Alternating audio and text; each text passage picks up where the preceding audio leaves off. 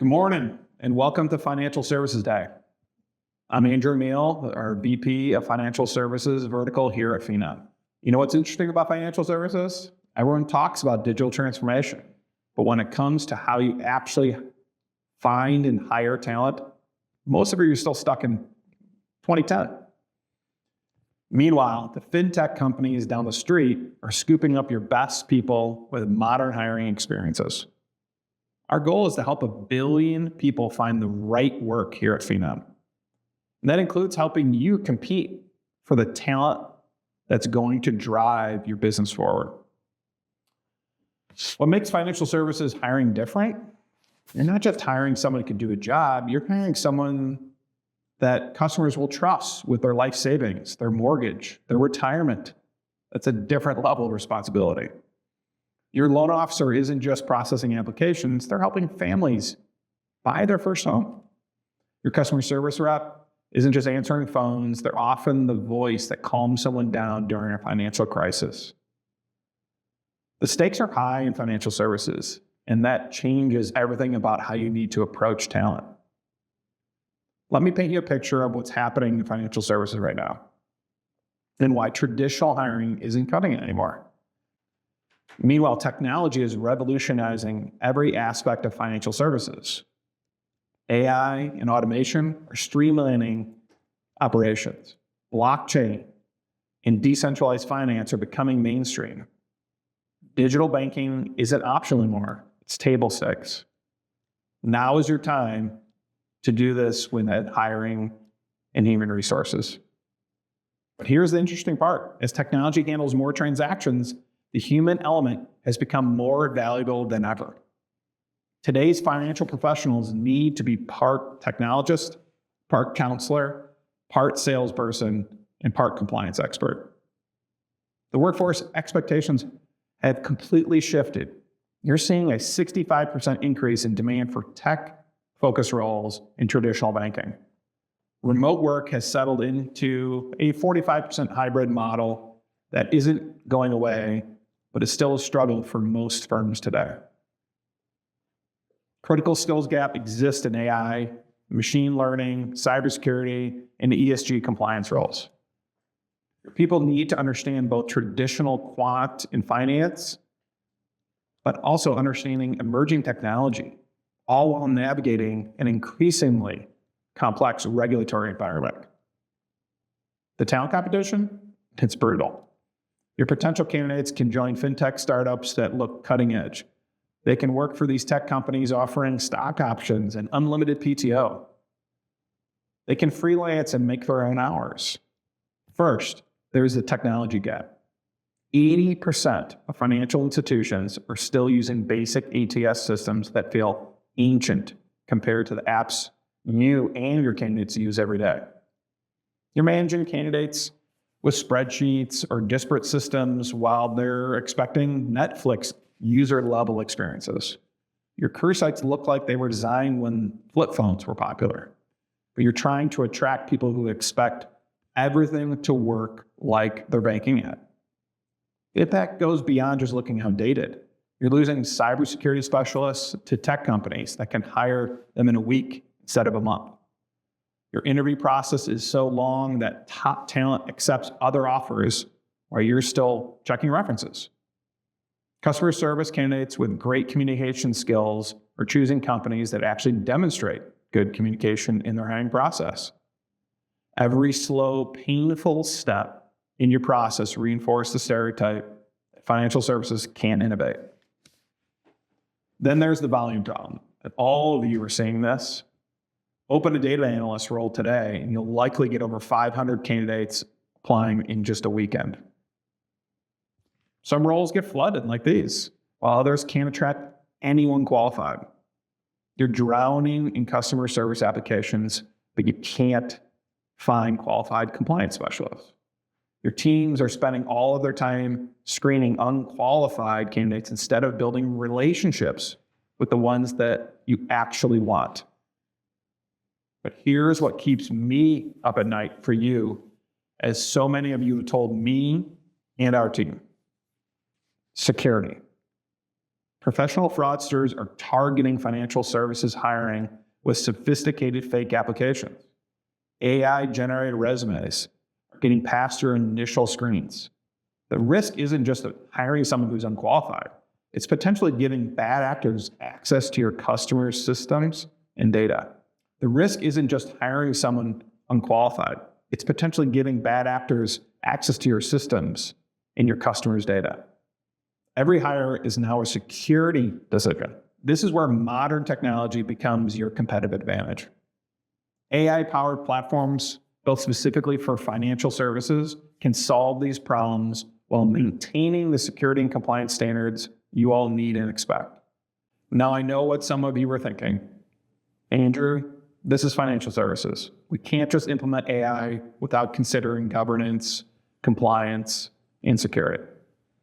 You're absolutely right. That's exactly why our AI is built specifically for your industry.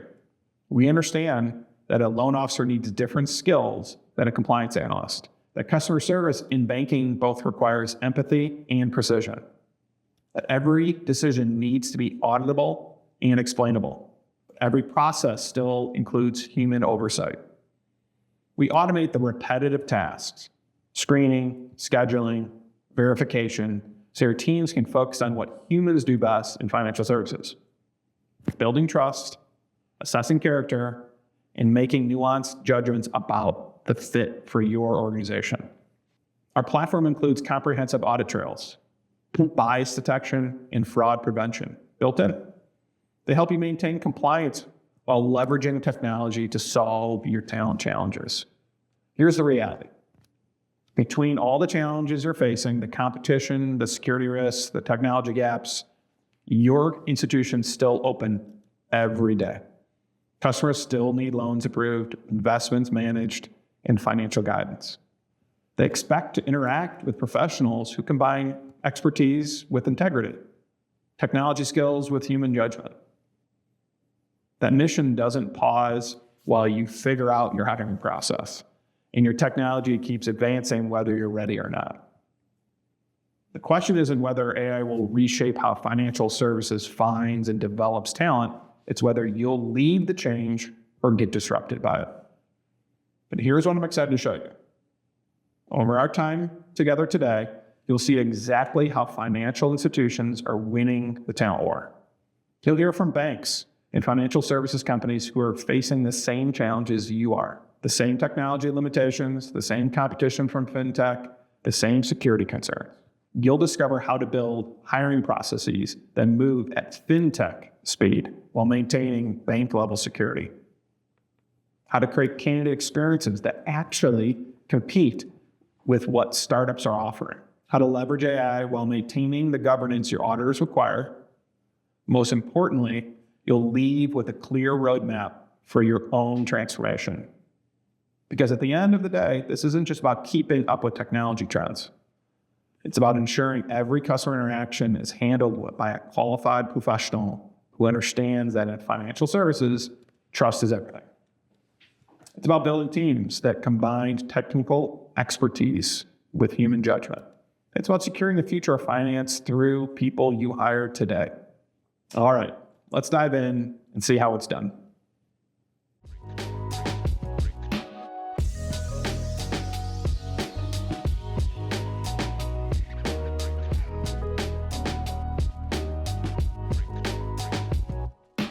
All right, Ryan, here we are again, and we have the honor today of kicking off the first customer story for Phenom's Industry Week. And I couldn't think of a better person to talk to than my friend Ryan King, head of talent acquisition at Regions Bank, a longtime customer of Phenom. We've had a really great journey together. I think what we're going to talk about today, and why I think it's so awesome that we get to kick this off in terms of the client journeys, is really connecting why these technologies and AI specifically is really about unlocking a meaningful culture. And I couldn't think of a better example than Regions to talk about that. So welcome Ryan King to Industry Week. Yeah. And maybe give us a little intro of who you are and what you do at Regions.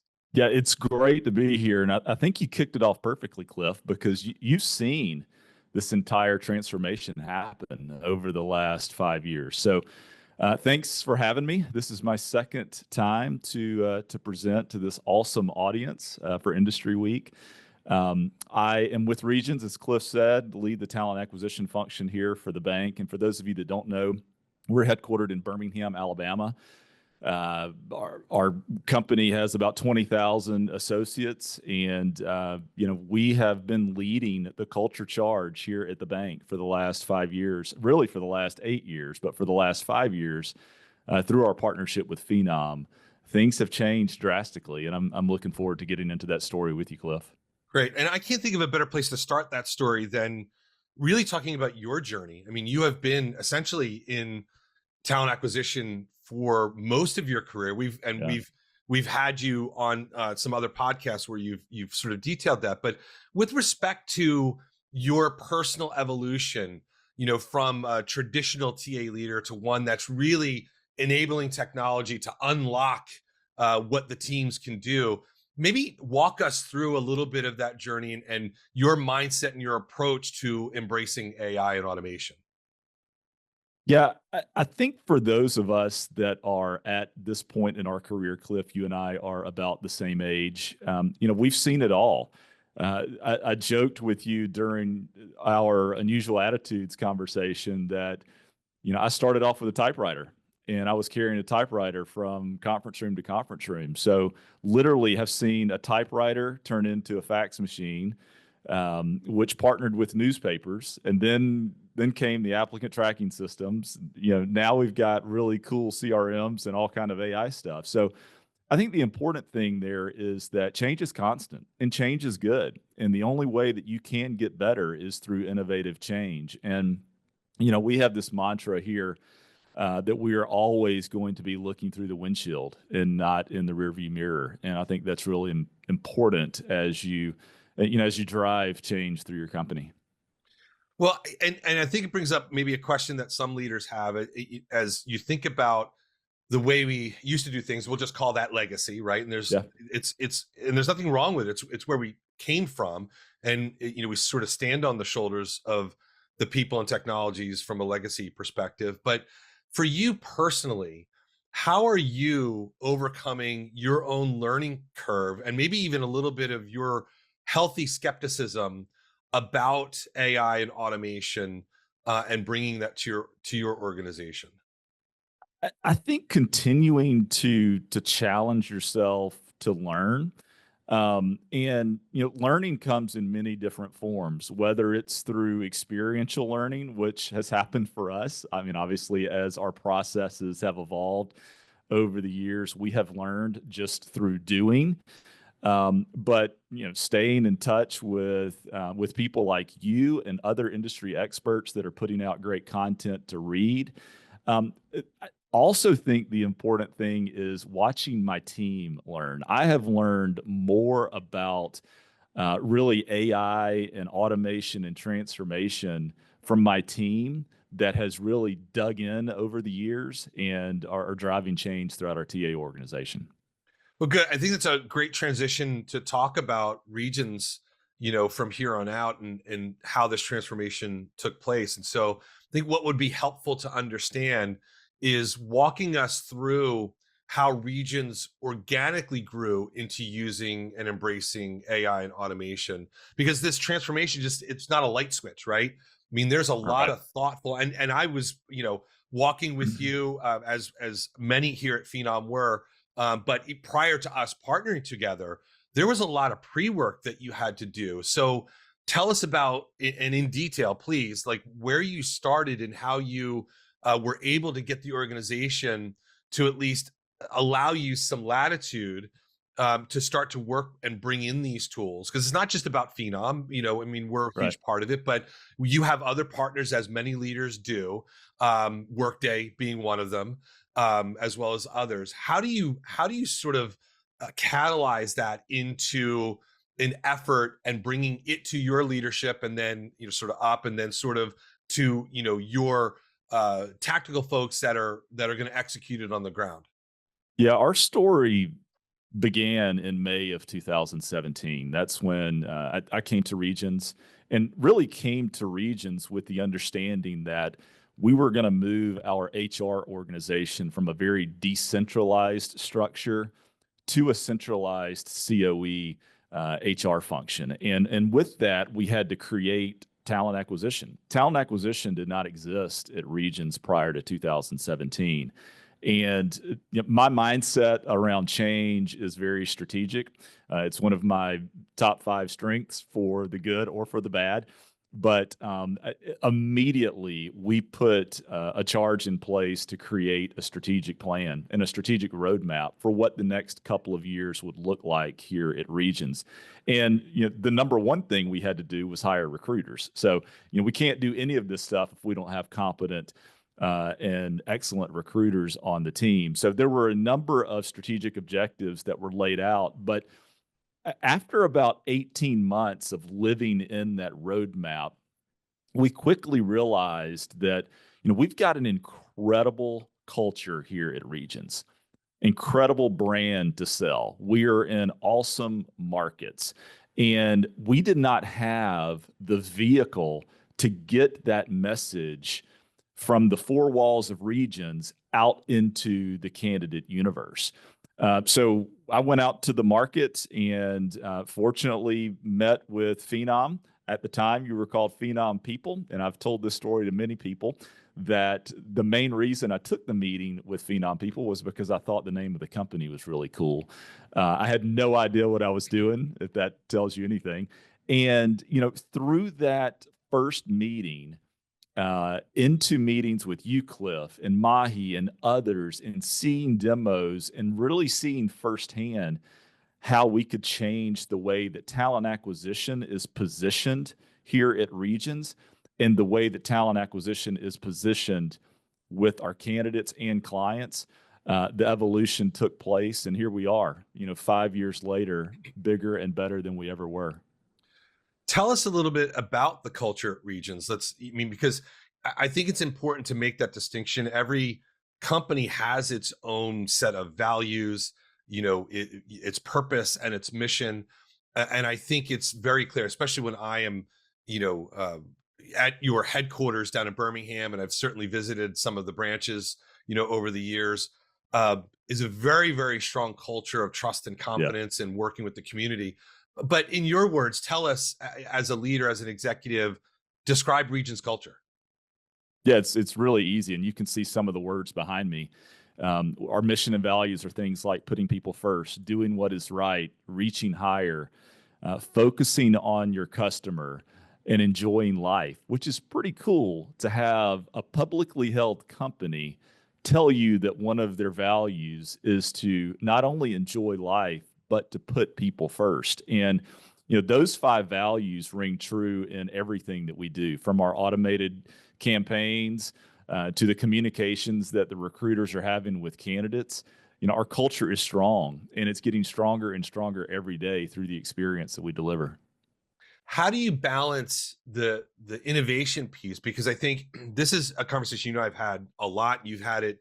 You sit on Phenom's customer advisory board, and you've interacted with many of those members and talked about this, which is the need to innovate while balancing and stabilizing trust and confidence in the core components of your culture. How do you work with your leadership to help them understand that innovation, which is going to include things like technology, AI, and automation, that's certainly not the only piece. AI and automation are going to have an effect on process, on people's roles, on the work that they're doing, the tasks that they're completing, and may even have a positive benefit, should have a positive benefit in terms of where the business is going.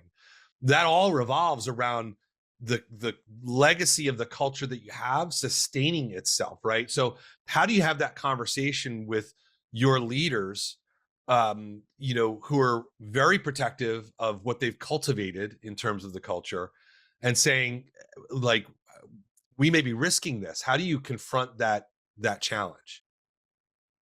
Planning, business case, communication, the really basic things that a lot of people today have forgotten that are necessary. Yeah, I'm very fortunate in that I have an executive leadership team that has truly bought into what we're doing in talent acquisition. But I had to prove it to them, and it wasn't just me; it was our team. We had to prove to them through our partnership with Phenom that the direction that we're going is the right direction. And it's amazing what happens when you can show results. Results certainly change uh, public perception anytime and every day.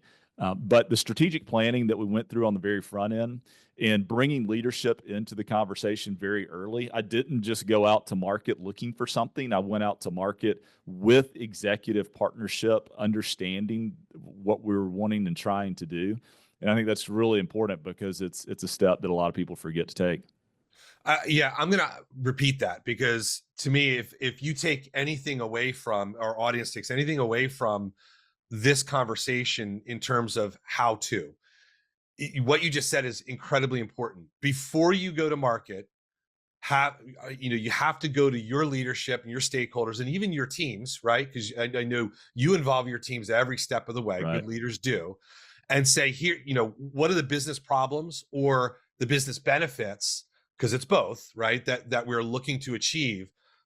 Get alignment on that. You don't necessarily need agreement, right? Like, no one has to say we all agree with everything, but we align directionally with where you're going. Now go, Ryan, go to market, go get the information, get some players to come back with that can help us with those problems and innovations and new objectives before you actually go to market and do this. So you've got alignment with, your organization, and you have what the next step looks like. It's not, I'm going to go find the partner. I'm going to go find partners that could achieve this. And then we're going to go through an evaluation process. And then here's how we're going to run that. Yeah, I think there's two other things too that people make the mistake that they feel like they can't be honest. And I was extremely upfront and honest with leadership here that I had no idea what I was going to find when I went out to the market. I knew what I needed. I had created a business case for the problem I was trying to solve. And I was going to go out to market attempting to find a solution for that problem. I wasn't going out to market in 2019 looking for an AI solution. That was not the answer, or that was not even the question. I'm sorry. But I was very honest with them in that I don't know what I'm going to find. I don't know what this is going to look like, but I'm going to keep you updated every step of the way. And, it's worked out. Well, I think that's sort of lesson number 2 to take away is that constant back and forth communication. And each of the audiences, and I've been in the room with you communicating to both your tactical team and your strategic leadership. And while the end message is the same, it might be designed slightly differently. Strategic leadership is just give me the highlights, right? Just, I need to know, again, direction where you're going, what kind of progress we're making, and get in and out. But for the tactical teams, they're going to want a little bit more detail. How does it affect my day to day? What are we thinking? How am I going to be involved in that process? So I think the second lesson here is that constant communication, but communication meeting, the individuals or groups where they're at versus treating everyone as the same. Would you agree with that? I would. Yeah. And there's a small sales component that goes along with this too. We're all recruiters, and I don't care. You can wrap our job descriptions in whatever present bow you want to wrap it up in, but at the end of the day, we're salespeople. So in order to be a good salespeople you've got to show results too.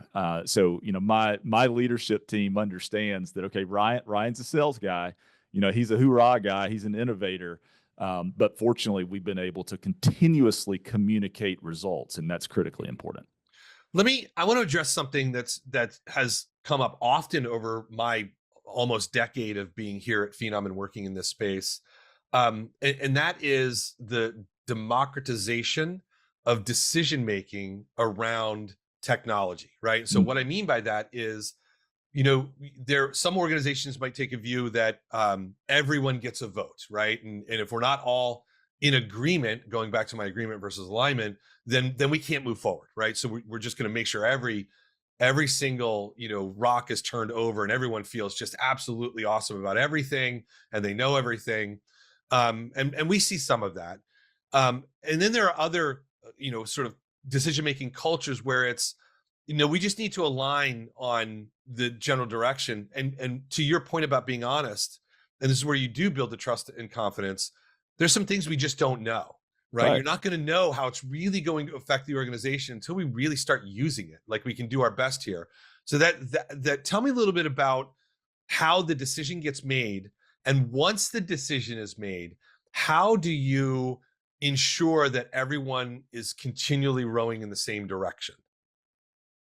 Yep. My biggest fear when we stepped into this partnership initially really wasn't even about executive leadership. I was confident that our strategy and our team and our objectives and all of that was moving in the right direction, that we were going to continuously achieve success. I was confident there because I have really good people on the team. My biggest fear was the adoption, and that I wouldn't be able to get the team to understand the direction and the change that we were going to have to take. And when I say the team, I'm talking about the internal TA team, realizing that there were going to be hurdles. There were going to be challenges, and every day was not going to be awesome and met with incredible efficiencies. We were going to have to fight to get things done. And back to my point about being honest with the team, but also being honest with myself, that every day is not going to be, sunshine and butterflies. It's hard work, but that commitment is what gets you over the ledge. Well, tell us a little bit about, again, you and I have been on this journey together for 5+ years. So I know some of the challenges. I wouldn't call them mistakes necessarily, but, I can think of at least one instance where we met a little bit of resistance, I think in a positive way, because it was your organization starting to learn a new way of thinking around AI and governance of AI. And I'm speaking directly to the governance piece of it, as many companies are now governing AI now, where they weren't, even a couple of years ago, because of all the changes and impact of artificial intelligence on how people, gain and keep and do their jobs. But talk a little bit about as that the attention around artificial intelligence grew within your organization, what were some of the new challenges or the early resistance, and understandable resistance, by the way, to that, and how you overcame it, by working with governance? The reality is that we were, I can't say this with 100% certainty, probably 99% certainty. We were the first piece of AI technology that was put in action here at the company. And honestly, everybody was new to the conversation. And so the challenges that we faced, number one, our team making sure that we were the subject matter experts, because if we didn't understand what it was that was happening, how in the world could we create governance documents or get compliance to feel good or make technology understand or make InfoSec feel secure? We had to become the subject matter expert. So there was that internal education piece that had to happen. And then number two, back to a lot of the things that I've said, making sure that you're communicating and selling upstream, and taking those learnings and helping those that are in control functions understand what you're going to do. So we've had several hurdles and challenges along the way, just like everybody else has. And I don't want to sit here and tell you that we refuse to accept no as an answer, because sometimes no is the answer, unfortunately. But we have been able to work together, not fight through, work together with every control function really hurdle that we've been faced with, and we've overcome those to date. So excited about that. Do you think that, by bringing these innovations in AI and artificial intelligence, and working with Phenom and working with some of your other really great partners, in this journey, do you think it has strengthened Region's cultural resolve, in a way that maybe you hadn't planned for, but has been a positive outcome? Yeah, that's a really good question, and one that I hadn't thought of. I can tell you this. The talent acquisition culture has done a complete 180. And I knew that by upskilling the recruiters and getting them involved in new technology and just bringing the whole team kind of into the new century, I knew that that was naturally going to happen. I will tell you what has occurred is that people in the company, executives, non-executives, are talking about talent acquisition in general completely different today than they did before. So if that means that the culture is shifting, then yes. But our culture still is strong, and we're still the liaison between the company culture and the external population. But just the thought of what talent acquisition, the definition of talent acquisition, that has definitely changed, and I believe that to be a culture shift in and of itself. Give me an example of, sort of a before and after, like, because I think the audience would be really, you said something really provocative there, which is it changed, and so help us understand what that sounds like. Pretty simple. I go to the board of directors for our company once a year, and I present to them about talent acquisition innovation. There's not one slide in my deck that has anything to do with how many jobs we filled, what our time to fill is, where we're filling jobs from. They want to hear from me about how we're continuing to evolve and how we are continuing to be the bridge between the bank and, like I said earlier, the external candidate population from a culture perspective. Those are the kinds of things that they want to hear. My boss always asks me, how do we show up in the market? I couldn't tell him that before. Before 2020, I couldn't tell him how we showed up in the market because honestly, I had no idea. Now I can tell him exactly. That is a big shift, and it changes the narrative of the conversation. It's much more strategic. It's much more aligned Absolutely. with region's own culture, and that's the more important conversation versus the metrics. The metrics are the byproduct of what you just Everything talked else. about, right? Exactly.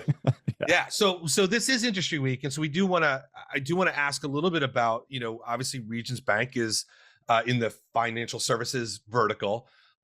For other executives or leaders that are listening to this conversation or watching this conversation, what are some of the pieces of advice you would give in leading through AI and automation specific to financial services?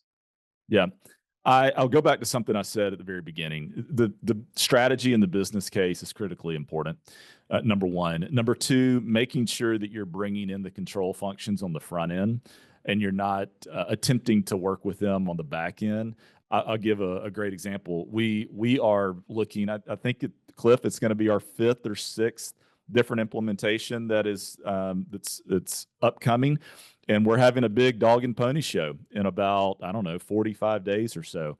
And there are going to be people in the room that have nothing to do with talent acquisition. Legal's going to be there. Information security is going to be there. Model validation is going to be there. Communications is going to be there. Compliance.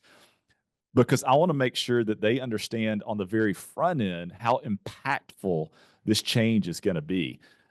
So I think that's really important. And then last but not least, I think this is obvious, but I'm going to say it anyway. The partnership that you have with your HR IT function is critical. It is required. And I am very fortunate in that I have an incredible partnership. Cliff, you know that. Yep. With our HR IT function. They're completely bought into what we're doing. So those 3 things, if you plan, if you bring your control people in, and if you have a partnership with HR IT, I promise you can pretty much accomplish anything you want. Yep. Yeah. Shout out to Tony and team. Exactly. Course, right. So yeah.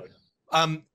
A couple other things I just want to hit on as we wrap up here. If you're taking that journey backwards, right? Thinking back, and it's more than 5 years because you've been with us for 5 years, but yeah. Like you started this journey, as you said, 6-7 years ago. When you hear an executive that might be hesitant about taking these kinds of steps, I call it, in some ways, I call it the illusion of choice. Like you have a choice to, maybe not adopt AI. Not sure that it really is a choice anymore. But how are you, giving them a sense of their own direction and helping them understand that this is a journey worth taking. Yeah, I think you just said it. It is a journey worth taking. And if you are a TA leader, chances are you and I are a lot alike in that you want to continuously evolve. You want to innovate. You want to believe that change is good. You want to see your team succeeding and excelling in things outside of just showing up to work, sitting at their desk, picking up the phone, and hiring people. You know, that's the thing for us. I wanted to upskill the team. I wanted them to become recruiters of tomorrow and not just continue to sit in the chair from yesterday. I think that's critically important. And oh, by the way, if you're also like me and like to manage up and like to get kudos from your boss or your boss's boss, hey, these are the kind of things that'll get you there. Yeah. Yeah, I mean, it'll certainly bring a lot of attention, especially when you do it the way that you're talking about doing it, thinking strategically before Absolutely. before you start making decisions on who to work with and what tools to use. The last thing I want to talk about, because I really do, and I mean this with all sincerity, I love your team so much because, Thank you. and with all due respect to you, Ryan King, you don't need to sit in the room when we have these conversations. Your team is Yeah. so well versed, and I want to give them a huge shout out at the individual contributor, the mid-level manager level. Like, they've taken all of this direction, and they have personally taken it to a very different level. I'm not sure you could have ever predicted that, but it is a very well-oiled machine. It's not without its issues and problems and challenges, of course. But tell me a little bit about, as we close on the culture piece, like, you look back 7 years ago, what were the individual contributors, the recruiters? We'll use that role as an example. What's the conversation today in their day-to-day job that you have with them versus 7 years ago when none of this had taken place? Has that changed? Oh my goodness, yes. We're talking about things like AI, and we're talking about things like automations, and we're talking about CRM functionality. We're talking about insights. And one thing that you haven't heard me say is that we're not talking about, did you fill the job yesterday? And did you fill the job in 40 days? Because we have processes and systems in place now that are making the recruiters so much more efficient and bringing so much more time into their day so that they can go out and source talent that didn't apply for the job. Yes, we have tools that are bringing people to us, but we're also having to go out and search for them too. And I think the recruiters of today are just so much more upskilled than they ever were before. And they've adopted to a degree, honestly, you said it, that I didn't think was possible.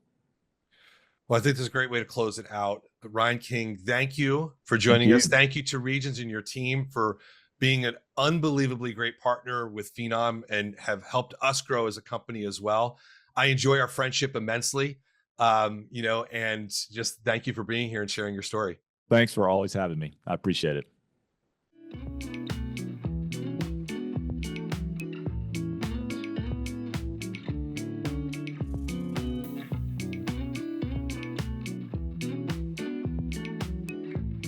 Welcome back, everyone. We just heard some awesome stuff with Regions Bank and keeping the human touch in while using AI. We've got an awesome session coming up next with Alicia Garberino from Manulife. We're going to be having a wonderful chat, so sit back, relax, and enjoy. So Alicia, you've been at Manulife for 4 years, leading talent acquisition transformation. Can you share what drew you to this role and the state of recruiting when you first walked in the door? Hi, Heather. Thanks for having me. There were a few different aspects that drew me into this role and Manulife specifically. The first being the opportunity to make a global impact. Manulife is a leader in the financial services space with a big presence across North America, Europe, and Asia. We also operate in a very innovative environment. Manulife is committed to leveraging cutting edge technology such as AI and automation to transform operations and services across the organization. As employees, we have the chance to work in a forward thinking environment that encourages innovation and continuous improvement. I joined this team during COVID. There was a high turnover in recruitment, not just at Manulife, but across many organizations. And you really had to stand out as a company to keep your people satisfied and staying long term. I was coming into one of those teams that had seen a lot of turnover and were in the process of rebuilding. That is probably what excited me the most, a chance to champion change and transform a function from status quo to innovative, leveraging technology and truly making an impact for hiring teams and future talent. It sounds like you were navigating COVID and a lot at the same time. So kudos to you. So thanks for painting that picture.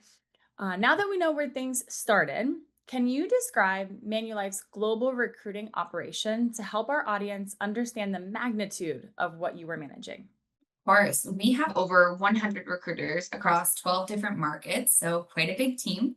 In 2024, we received over 425,000 applications, and that number only increases year over year.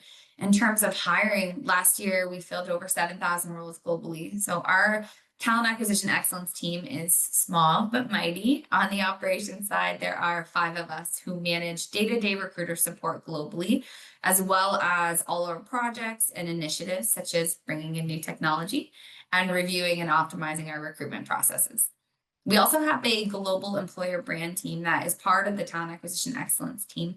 And they led the efforts in designing our new careers page with Phenom, as well as our global employer value proposition and continuous work on campaigns, content creation, and all things talent attraction.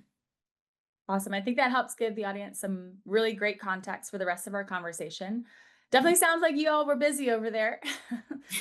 And a lot to take on for sure that I'm sure our audience can connect with. So now that we know kind of the foundation, let's talk about some of the challenges you faced early on. So when we met a few weeks back, you noticed, or we used a phrase that stuck with me. You said that recruiting was completely transactional.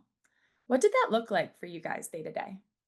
I would say that recruitment really focused on completing specific tasks or transactions rather than building relationships with the business or long-term strategic goals.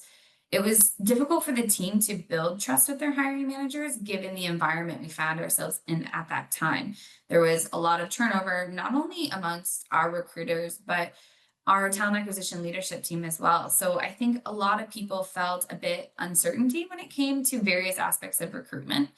There was no shortage of candidates. So our team spent a lot of time sifting through resumes and relying on the business to identify who they should move forward with, as opposed to being strategic talent advisors. Definitely sounds like a tough spot to be in for sure. So Mhm. once you recognized those challenges, what was that one pivotal moment when you realized the traditional approach wasn't going to work anymore? Honestly, I don't think that there was one pivotal moment. I think there was a buildup of different things that led us to making a change. We had a new TA leadership team, and that included a new global head of talent acquisition who had that drive to transform our department and the want to pioneer new technology that other financial service organizations hadn't been able to do yet.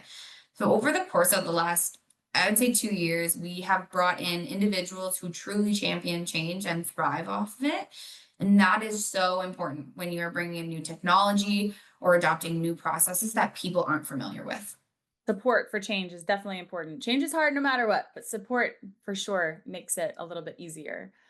So let's maybe take a step back and look at your hiring process and the ways that you could start infusing AI and automation into your workflows.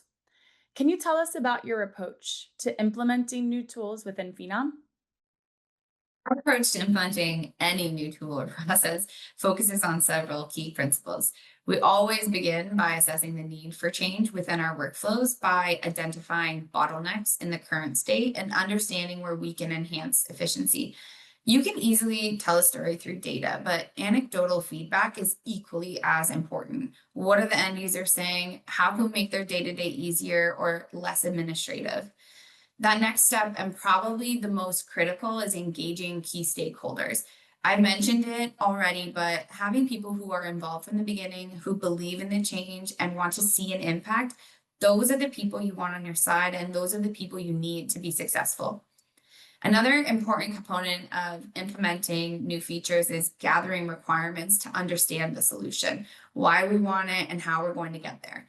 I think a really good example of this would be when we decided to implement Phenom as our CRM. We went through every detail imaginable. The business case was easy. We needed an easy way to create and organize talent networks based on a variety of different prospects through improved employer branding, recruiting campaigns, talent communities, events. But being able to weave our employee value proposition through candidate communications, our career site, those campaigns has been instrumental in finding top talent that share our values. When our team gets to that point where we're actually ready to design and ready to implement the tool, it takes a village. One of our values here at Manulife is get it done together. There is collaboration across many different work streams when it comes to implementing a project. So we partner closely with our people and communications technology team, our enablement leads, our global integrations team, not to mention our own talent acquisition leaders and recruiters. It's also important to think of any impacts to other partners we work with within our people and communications team. Could be talent management or culture or operations. I love that. Get it done together. I think we should all think about that in our next change management process for sure. So I think our audience that is here with us today would definitely relate to the "it takes a village" phrase that you just shared with us. So sourcing is definitely a significant bottleneck in the hiring process. Can you share how you use AI scoring like FitScore and how you see it fitting into the Manulife sourcing puzzle? Yeah, one thing our team finds helpful is the lead generation that Phenom offers. It allows us to proactively identify potential candidates, engage with them, and create a pipeline of talent that may be interested in future opportunities. One of the cool features of being on a Phenom hosted application site is that anytime a candidate starts a conversation with our chatbot or starts an application, but forgets to hit submit or gets busy doing something else, they'll automatically appear in our CRM as a lead. And in turn, we can quickly invite them to apply for a role. When it comes to fit score, we like to compare it to the likes of a Boolean search. It uses skills, proximity to the role, job title match, and years of experience to bring the highest potential fit candidates to the forefront of our searches. It's really used as a supplementary tool to support our review of leads and candidates on our open job requisitions. And something we often remind our team of is that the fit score and AI discovery only work as good as the quality of the matching criteria that we ask our recruiters to input in the system when they get a new role assigned to them. We're in this constant state of training with AI. So it's so important for our recruiters to have those strong relationships with the business and really understand the role. That's a really great point about that matching criteria for sure. Hope everyone was listening to that piece. Can you talk to us a little bit more about how automated interview scheduling helped transform the interview experience for your recruiters and candidates? This was part of our Phenom implementation that I was most excited for. When we automated our interview scheduling, we moved from a team-based scheduling model to a candidate self-service system, streamlining the entire process. We reduced the need for our recruiters to coordinate with another team, hiring managers, and candidates to eliminate that back and forth communication and minimize scheduling conflicts. I think candidates also have seen the benefit from the flexibility of a self-service model. They can select times that work best for them, leading to a more positive experience. And automating the scheduling process frees our recruiters from handling tedious administrative tasks, which allows them to focus on more high-value activities such as preparing for interviews or engaging with their business. And I think the integrations between Outlook and Teams and Phenom have had a huge time-saving impact. And we've heard great feedback from our hiring teams, our recruiters, and our candidates on the usability of the tool. Time savings is always a great thing for sure. It definitely sounds like you all have been very busy over at Manulife. So thanks for walking us through all that. So with all of those changes in motion that you just shared with us, love to hear a little bit more about what you're seeing now. So I know after going live in February, can you share some of the impact that you are currently seeing? Yeah, our career site had a major overhaul. And not only did our employer brand team design the global career site, they also created 8 other subtenants in different languages to create a more intentional candidate experience. So we've seen over 4,500 applications from our marketing campaigns alone, and our early talent team uses Phenom almost exclusively for their campus events. Being able to set up that event in the tool, track attendance, and proactively reach out to potential candidates and inform them of upcoming events has been so helpful when dealing with high volume numbers. And since moving to a candidate self-service model, 75% of our interviews have been scheduled within 24 hours. And anytime we see a decrease in administrative tasks, we consider that a win. I would say as well, hiring managers are completing more evaluation forms, which provide us with further feedback on candidates and help us towards finding that right talent. That's amazing. And way to go in such a short period of time, too. That's awesome. So you mentioned having something that is coming up in your AI and automation journey. Can you give us a little preview of what's next for Manulife? Earlier this month, we started gathering requirements and bringing together stakeholders to work towards adopting Phenom's interview intelligence. And a big part of our role on the TA excellence team is to always be looking for ways to improve our recruiters day to day, how to make it easier and less administrative while also improving the overall experience for our hiring teams. Interview intelligence is a perfect combination of those things. It's almost like a one-stop shop for interviews. And one of my favorite features of the tool is the ability for AI to generate interview guides by looking at the responsibilities of the role and the experience required from those job descriptions in combination with the candidate's resume and experience, and giving that interview guide to the hiring team or the recruiter right away. That's really exciting. We'll have to check in with you in the next couple of months to see how things are going. But you've definitely been through a lot of transformation already. And as we start to close things out, what would you say to others just getting started? A colleague of mine suggested that we think of AI as part of our team as opposed to looking at it as a tool for automation. Emphasize its ability to augment human capabilities and improve efficiencies. By treating AI as a partner, you'll foster a culture of innovation where both human intelligence and machine learning can work together. And we can also look at AI as a time saver in a lot of ways. It provides us with an opportunity to shift from administrative to high value strategic work. Automating routine tasks with AI frees up valuable time for our employees. So it's important to encourage your teams to embrace this transition, allowing them time to focus on that high value strategic work that drives growth and innovation. I would say that this is just the beginning of AI. I am very fortunate enough to work for an organization that believes in fostering an environment of learning and innovation. And we're encouraged to explore new technologies, collaborate across teams, and push the boundaries of what's possible. Awesome. Really, really exciting stuff coming up for you guys. We can definitely tell that. But Alicia, that is our time. I know it's gone so fast. It's been great chatting with you, and we really appreciate you giving us the behind the scenes peek of what's going on with Manulife. But really appreciate your time with us today, and we'll have to definitely chat soon. Thank you so much for having me. And thank you everyone for tuning in with us. Thanks for joining us during Industry Week in general. But stay tuned for what's coming up next is our product demos.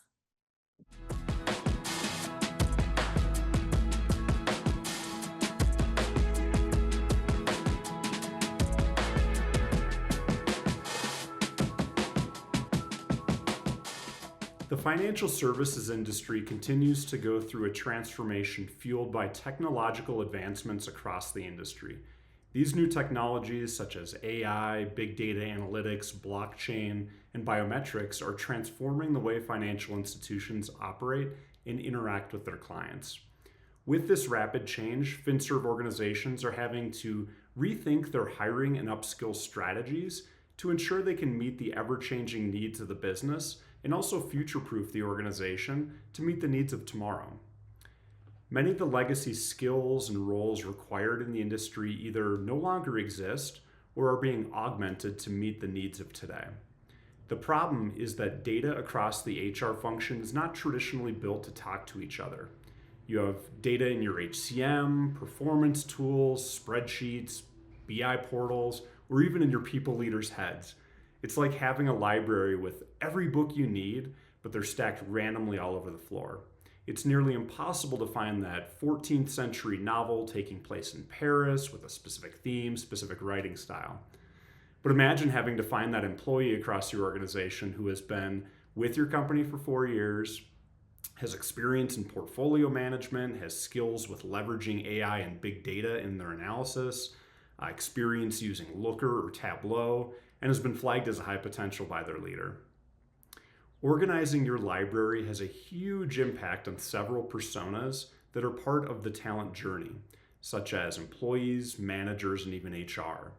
For employees, the data intelligence can be used to guide them on where their unique skills can translate to growth across the organization.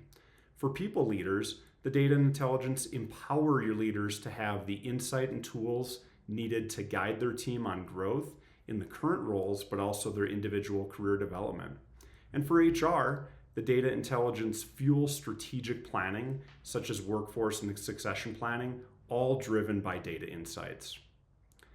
Phenom's intelligence is fueled by industry-built ontologies to help make sense of the data and interactions that are occurring across the platform. The ontology is powered by billions of data points, such as role-to-skill relationships, how skills relate and are adjacent to each other, the differences of how skills are deployed across industries, and the evolving skills and roles that are showing up in the marketplace. The Phenom ontology covers dozens of industries and is organized by skill, but then layered with domain considerations such as finance versus IT versus construction, followed by skill groupings, adjacency and related skills, job titles, and skill types. In fact, the role project manager exists 66 times within the ontology to reflect how different that role is in construction versus IT services versus healthcare versus financial services.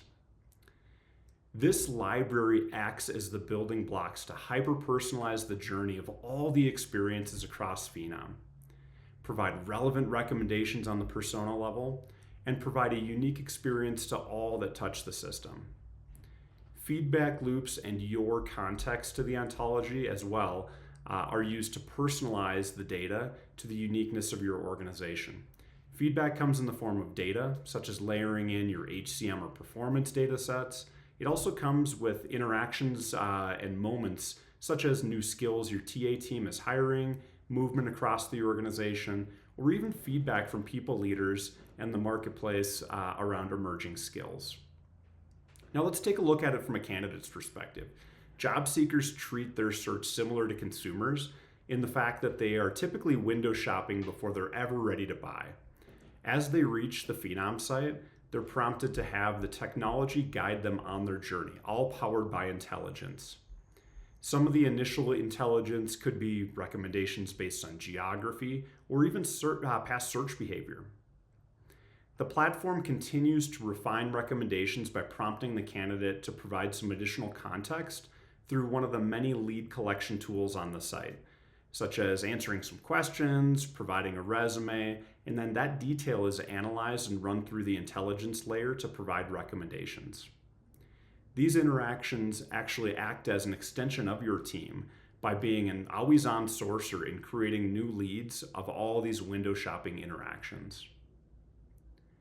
From an employee's perspective, employees want to understand how do their unique skills translate to career growth at the organization. This same intelligence that powers the candidate experience layers into context, takes the context of the unique skills of your employees and translates that across your organizational career framework.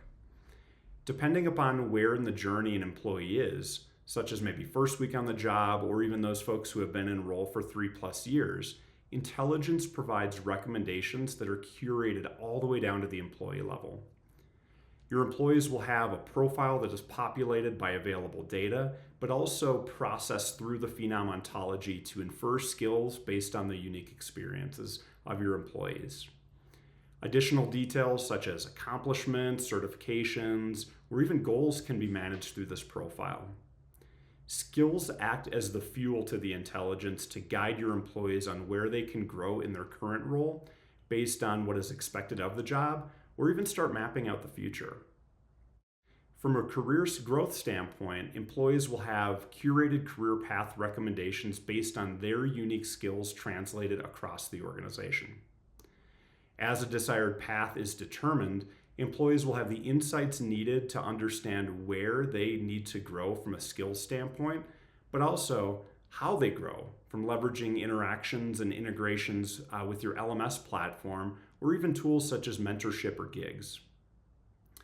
Organizational or manager-driven learning paths can also be delivered in the same unified experience, so your employees will get the best of both worlds, learning and growth based on their own personal interests, but also the needs of the organization.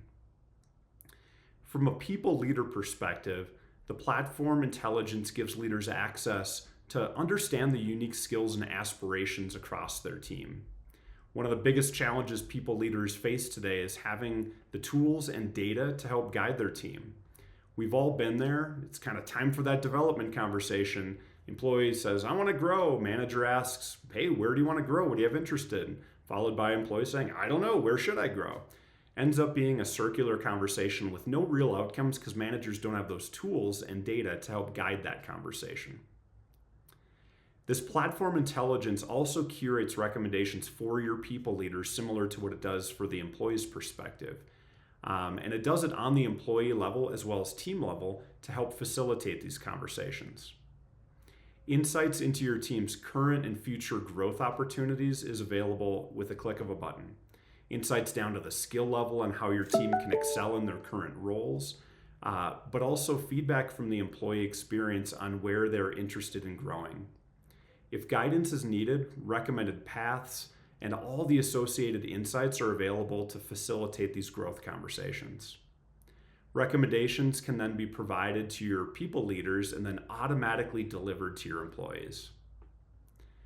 But also, where skills gaps exist across your team based on the evolving landscape of the marketplace.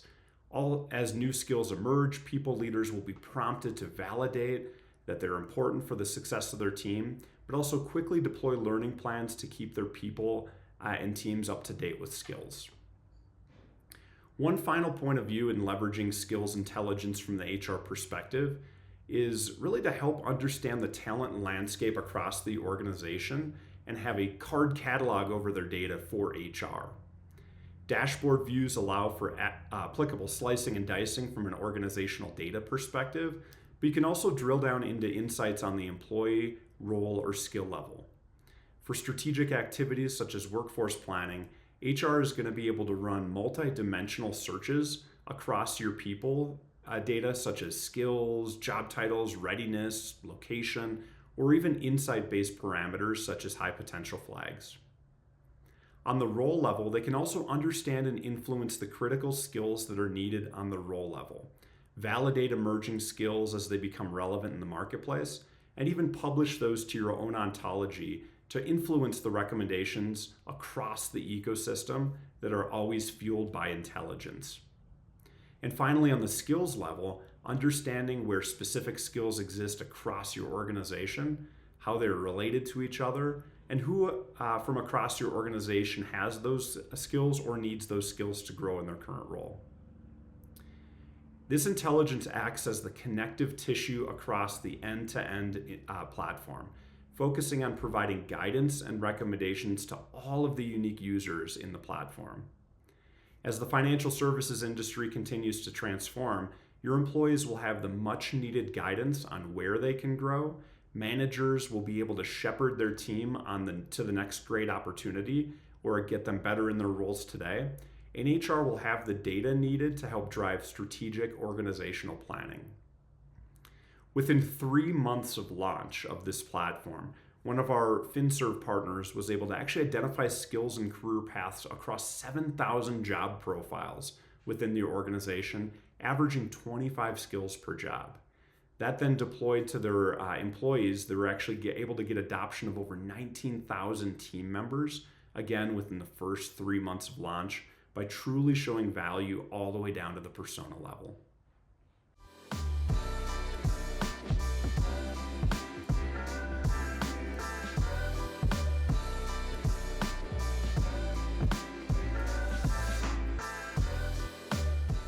So recently, more and more of our customers in the financial services space have raised a concern, and that concern is around making sure that the candidates are who they say they are, that they have the skill sets that they are representing, and that the person that shows up the first day is the person that showed up for the interview and the person that applied for the job.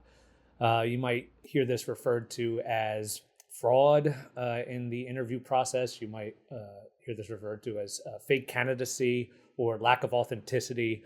All of these point to the same problem, which is that candidates more and more are finding ways to fake their way through the job interview process.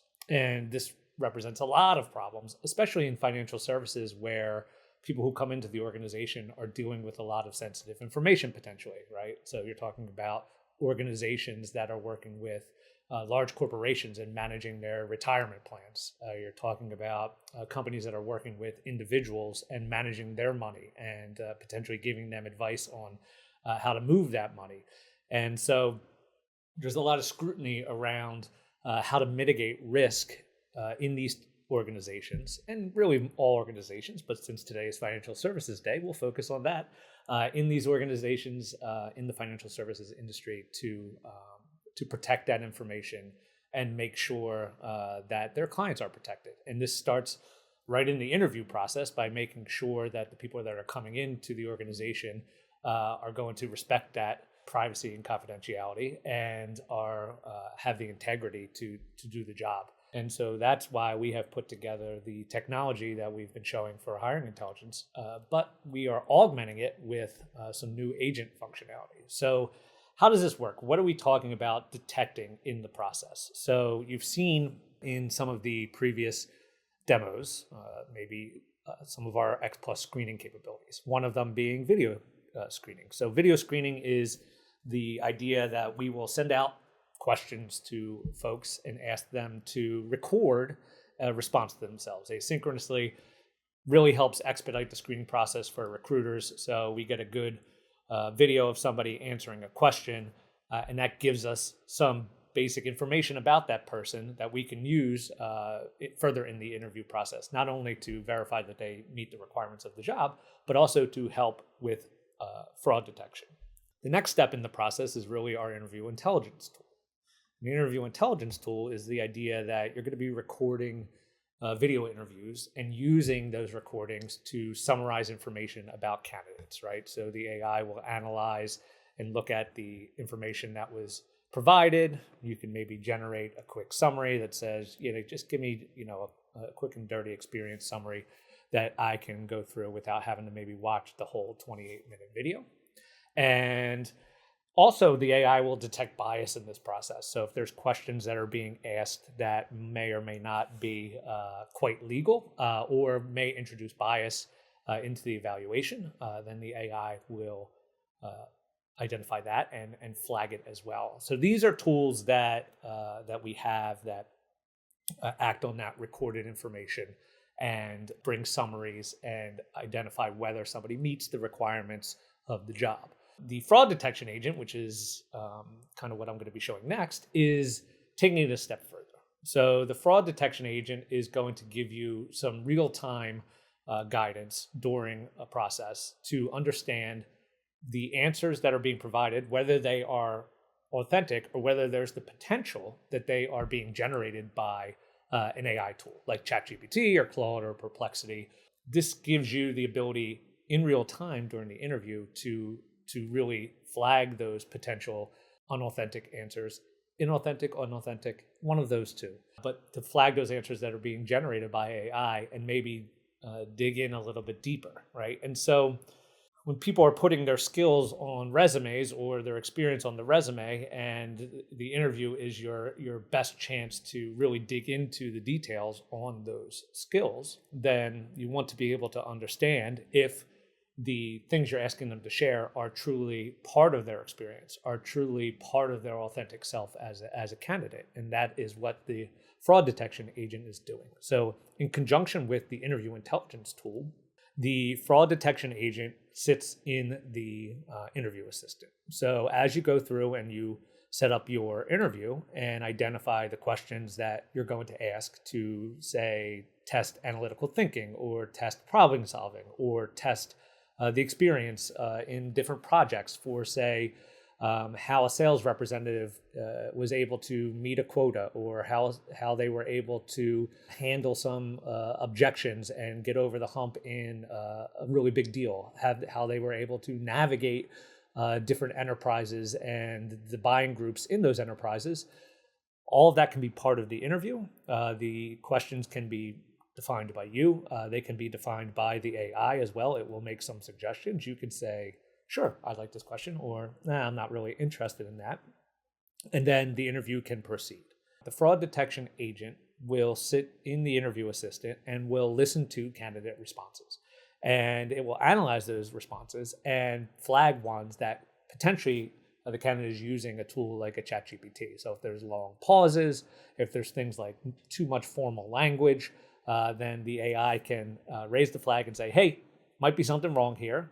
And it will suggest a follow-up question that you could ask in order to maybe get around the ChatGPT usage and really catch the candidate maybe a little off guard, but really challenge them to give the answer that's more authentic and obviate the use of the AI tool. So the fraud detection agent will automatically put those questions into the mix.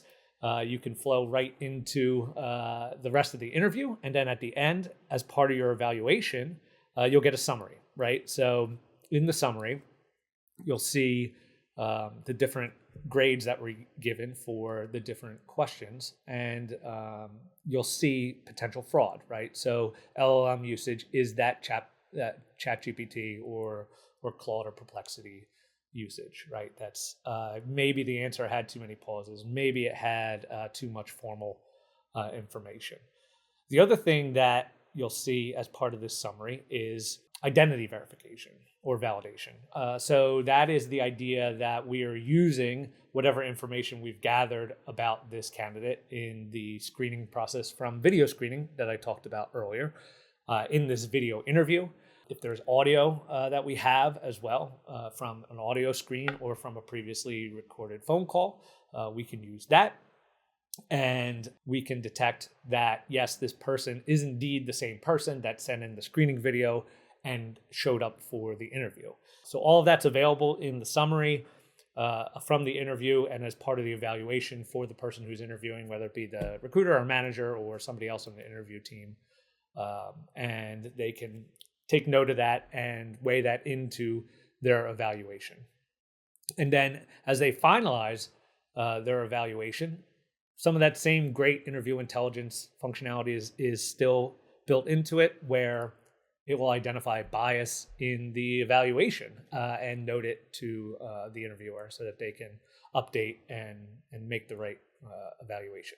The other thing that's available from the fraud detection agent is post-interview evaluation. So this is for recruiters or recruiting managers or even hiring managers who are going in and looking at candidates and looking at the total view of a candidate and seeing that maybe there are some integrity warnings that have been identified. Maybe there was some potential fraud during the process. So it doesn't just have to be immediately following an interview or as part of the interview process. It can also be post-interview or post-interviews so that you can get a holistic view of where there is potential fraud. So again, we're doing the identity check.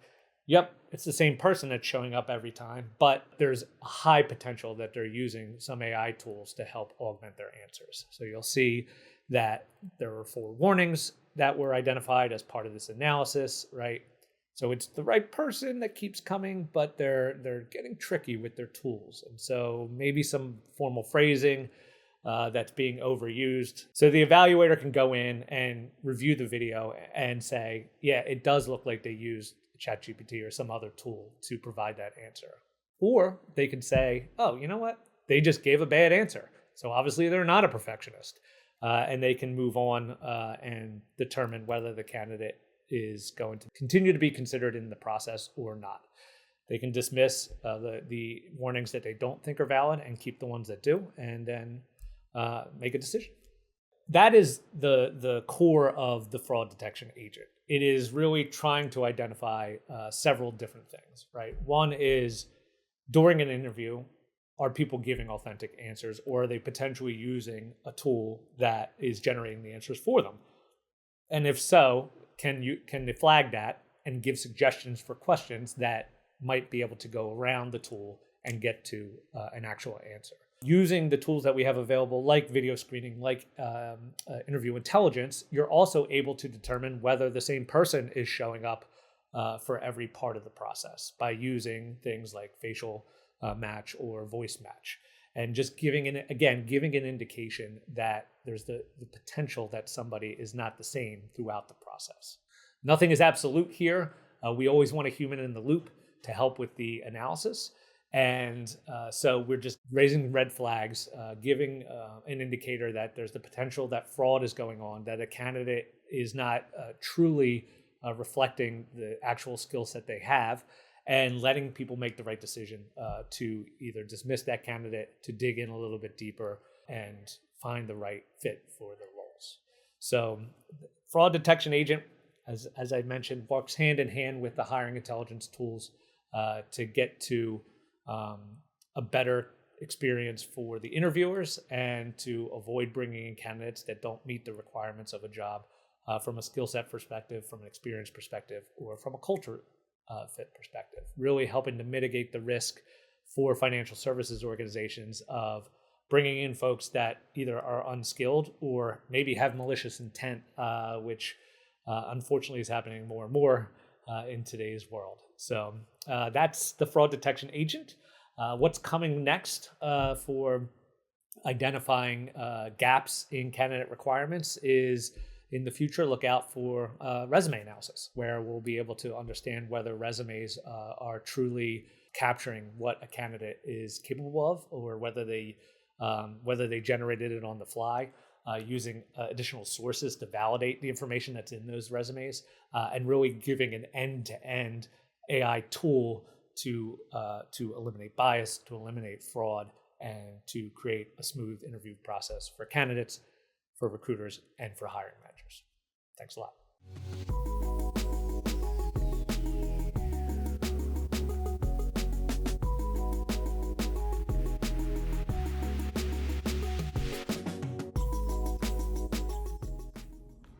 So, the financial service industry, from insurance to fintech to banking, their TA teams are tasked with a lot.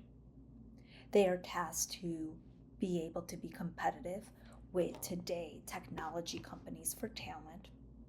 They're tasked to retain the best talent and to grow a steady pipeline to fill future roles. So what they are doing is partnering with Phenom to help prepare and utilizing tech that is actually utilizing the candidates they've already invested in, from past applicants to event registrants, early careers. And instead of solely focused on cold outreach sourcing, because we know that that is one of the most expensive TA processes.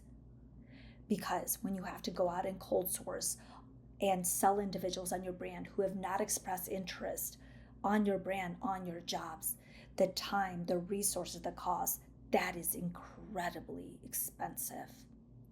So as I mentioned, they partner with Phenom to go closer and closer to the more proactive strategic recruiting.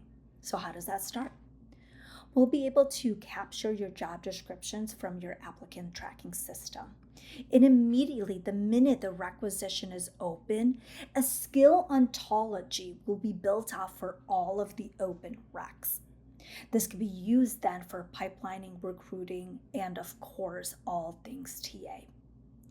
Now with Phenom Skill Ontology, you actually get that out of the box. It comes with 1.2 billion data points, but please also note it is not making hiring decisions on your behalf, and it's explainable, defensible, configurable, as well as you can see here. So what do we do with this information? Well, immediately it will actually start auto sourcing on your behalf. So the minute that requisition is open, think of this as a layered cake.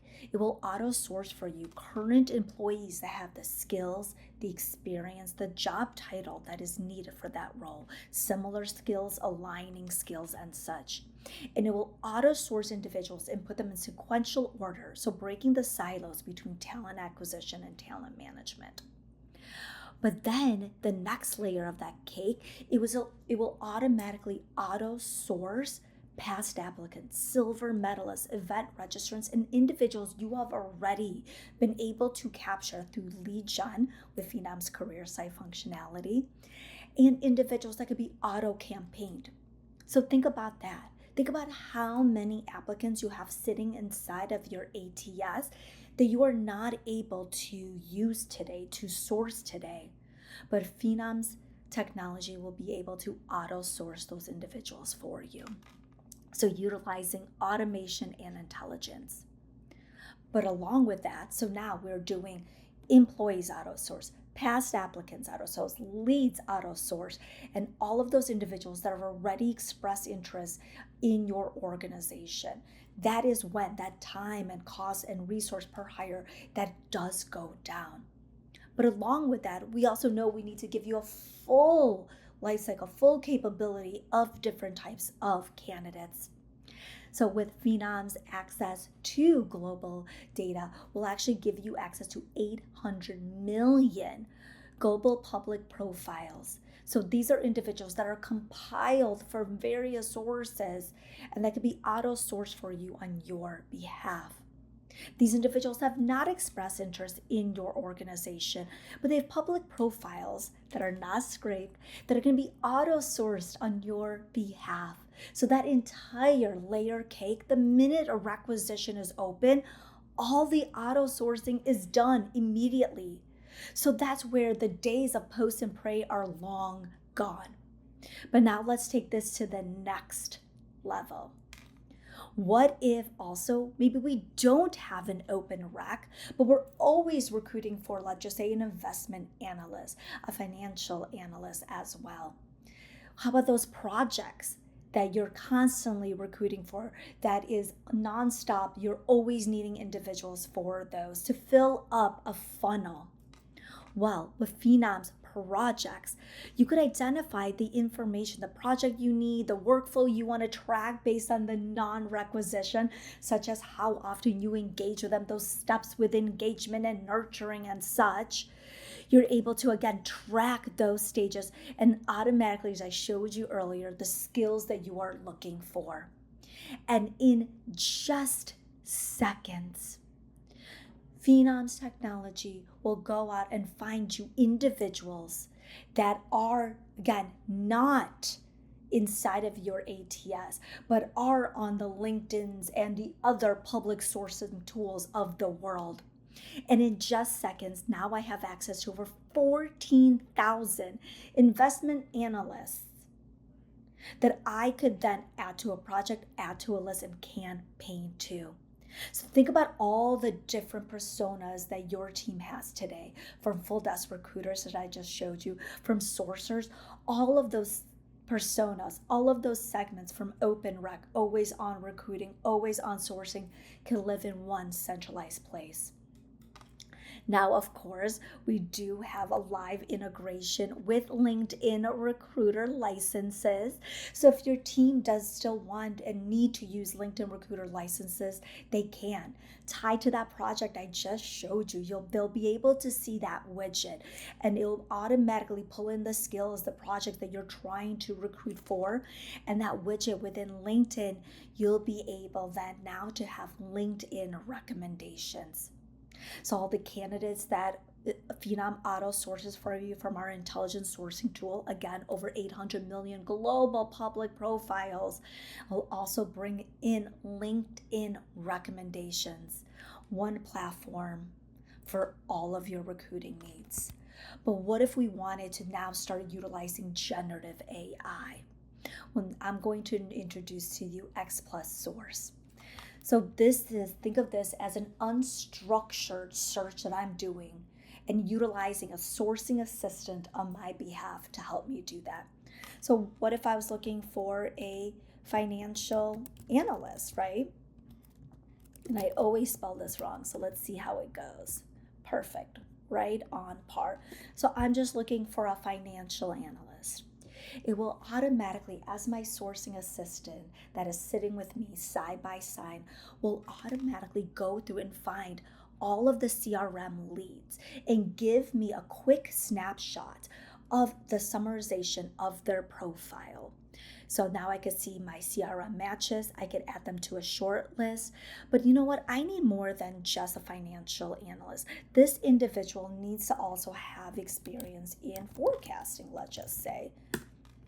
So within adding those new nuances, maybe a tool that they need to know how to use, maybe again forecasting, as I just mentioned a second ago, it could continue to refine my search, give me automatically those individuals that I've already invested money in. I could shortlist them, I could add them to that again project, add them to a list, and all of that will be tied to campaigns as well. So I could continue this short listing and making sure that I'm getting the right individuals. But then I could also go out and showcase individuals that are not sitting inside of my CRM. So as you can see here, this is a skills first ability to be able to find individuals that are internally already accessible, past applicants, silver medalists, leads, event registrants. All of these individuals I could already start engaging with in just seconds. And again, that is such a significant cost reduction in agency spend, in temp spend, and sourcing spend as well. And then I could utilize Phenom's intelligent sourcing to even capture and find me individuals that have not expressed interest in my organization. But putting that all together with X Plus Source, that is having a full-time sourcing agent on my behalf, where I could tell the sourcing agent what I'm looking for and could refine my searches, auto-summarize all the profiles for me, and then start campaigning to these individuals. I hope this was helpful for you to see, and we look forward to working with you. Thanks so much. Bye-bye.